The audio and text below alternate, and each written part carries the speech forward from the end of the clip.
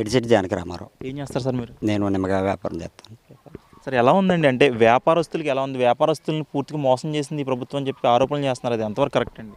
అప్పుడైనా ఇప్పుడైనా వ్యాపారస్తులు ఎవడైనా సరే కష్టపడింది ఎవరికి ఏమీ రాదు. వాళ్ళు చేసింది ఏమీ లేదు. పథకాలు పెట్టి జనాలకి రూ. 10 ఇస్తే రూ. 100 దోసుకున్నారు తప్ప దానికి ఏమీ అంత ఇదేమీ లేదు. ప్రభుత్వ పరంగా అయితే కనుక ఇప్పుడున్న ప్రభుత్వమే బాగా పనిచేస్తుంది. అంటే ఇప్పుడు ఎలక్షన్ టైంలో చెప్పిన సూపర్ 6 అనేది పూర్తిగా విఫలమైంది, పూర్తిగా ప్రజలు కూడా మోసపోయారని చెప్పేసి వైసీపీ వాళ్ళు ఆరోపణలు చేస్తున్నారు కదా. సూపర్ 6 ఎంతవరకు సక్సెస్ అయిందంటారు? సూపర్ 6 హామీలు ఒక 9 నెలలు అవుతుంది. ఇప్పటికీ మీకు ఆల్రెడీ 3 పథకాలు లైన్లో పెట్టారు. ఇంకో 3 పథకాలని ఎదరికి మళ్ళీ జూన్ నాటికి ఇంప్లిమెంటేషన్ చేస్తానని చెప్తున్నారు. గత ప్రభుత్వంలో వచ్చిన 10 నెలల తర్వాత తప్ప ఈ లోపల ఏమీ చేయలేకపోయారు. ఒక రైతు భరోసా కానీ, ఒక అమ్మఒడి కానీ ఏదైనా ఒక సంవత్సరం గడిచిన తర్వాత గతంలో నాలుగే వేసారు. ఇప్పుడు విద్యా సంవత్సరం జరిగిన దానికి స్కూల్ ఫీజులు కానీ, కాలేజీ ఫీజులు కానీ ఇంకా బోర్డు పెండింగ్ ఉంది పాతది. ఆ పెండింగ్ ఫీజులు ఎవరికి ఇవ్వలేదు. ఇప్పుడు ఆల్రెడీ బీటెక్ అయిపోయిన వాళ్ళకి సర్టిఫికేట్ కావాలంటే ఒక్కొక్కరికి 70,000 1,00,000 కట్టవలసిన పరిస్థితి. ఆ బాకీని ఇప్పుడు వీళ్ళు కట్టాలి. అదే నెత్తి మీద పెట్టి వెళ్ళిపోయి ఇప్పుడు అంతా నాది బాగుందంటే ఎలాగ ఉంటుంది? మీకు ఇంకేమీ అవ్వలేదు కదా. మీకు 9 నెలల కాలం అయింది. మీకు ఎదర పరిపాలన గతంలో ఫీజులన్నీ కూడా 14కి 19కి ముందంతా కూడా క్లియర్ చేసి ఉంచారు. ఇప్పుడు మీరు వచ్చేటప్పటికి బోల్డ్ పెండింగ్ ఉంది. ఇప్పుడు ఎవరైనా ఒక విద్యార్థి బయటికి రావాలంటే 1,50,000 1,30,000 కట్టి సర్టిఫికేట్ తెచ్చుకోవాల్సిన పరిస్థితిలో ఉంది. ఇప్పుడు అదంతా కూడా వైసీపీ వైఫల్యమే. చూసుకుంటే ఇప్పుడు ఇసుక అనేది పెద్ద దందా చేస్తున్నారు. ఉచిత ఇసుక అనేది ఎక్కడ దొరకట్లేదు, ఇసుకని విచ్చలవిడిగా అమ్ముతున్నారని చెప్పేసి ఆరోపణలు వస్తున్నాయి కదా. అంతకుముందు ఎవరైనా మీకు ఇది బిల్డింగ్లు కానీ ఏదైనా రియల్ ఎస్టేట్ కానీ ఇవన్నీ కూడా కుదిలైపోయింది.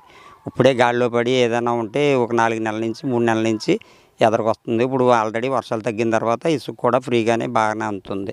బాగానే ఉందండి. అంటే చూసుకుంటే రైతులకి రైతు భరోసా అనేది అందడం లేదు, రైతులను పూర్తిగా మోసం చేసిందని చెప్తున్నారు. అది మరి రైతుల పరిస్థితి ఎలా ఉంది సార్? రైతుల పరిస్థితి బాగానే ఉందండి. రైతులకి అంతా బాగానే ఉంది. నీళ్ళు బాగానే అందుతున్నాయి. బాగానే ఉంది. ఒక 6 నెలలకు వచ్చే డబ్బులు వాళ్ళ సొంత డబ్బులు కూడా ఏదో ఊరినే ఇచ్చినట్టుగా 6 నెలల తర్వాత వచ్చేవి. ఇప్పుడు అలాంటి 48 గంటలు లేదా 2 రోజుల్లో పూర్తిగా వచ్చేస్తుంది.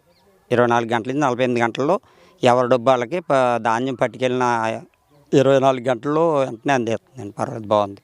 ఇప్పుడు ఐటీ మినిస్టర్ నారా లోకేష్ గారు అసలు అంటే విద్యాశాఖ అవనివ్వండి, లేకపోతే పెట్టుబడుల విషయంలో అవనివ్వండి, రెండింటిని ఎలా చూసుకోవచ్చు? అసలు ఎలా ఉంది గతంతో పోల్చుకుంటే? బాగా చేస్తున్నారండి. ఐటీ మినిస్టర్ బాగానే ఉంది. గతంలో ఐటీ మినిస్టర్ అన్న వాళ్ళు ఎవరో తెలీదు.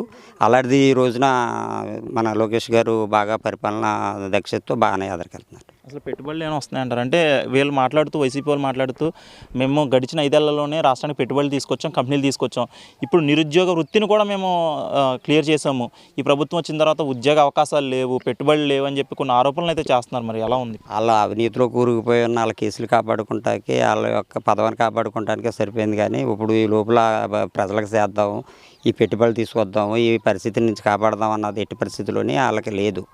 వాళ్ళు చేయలేని దానికి వీళ్ళు చేసేదానికి విమర్శించడం తప్ప చేసింది ఏమీ లేదని చెప్పి నేను చెప్తున్నాను. ఈ 5 ఏళ్లలో ఒక 20 లక్షల ఉద్యోగాలు కల్పిస్తామని చెప్పి చెప్తున్నారు నారా లోకేష్ గారు. మరి అది సాధ్యం అవుతుంది అంటారు? తప్పకుండా సాధ్యం అవుతుందండి.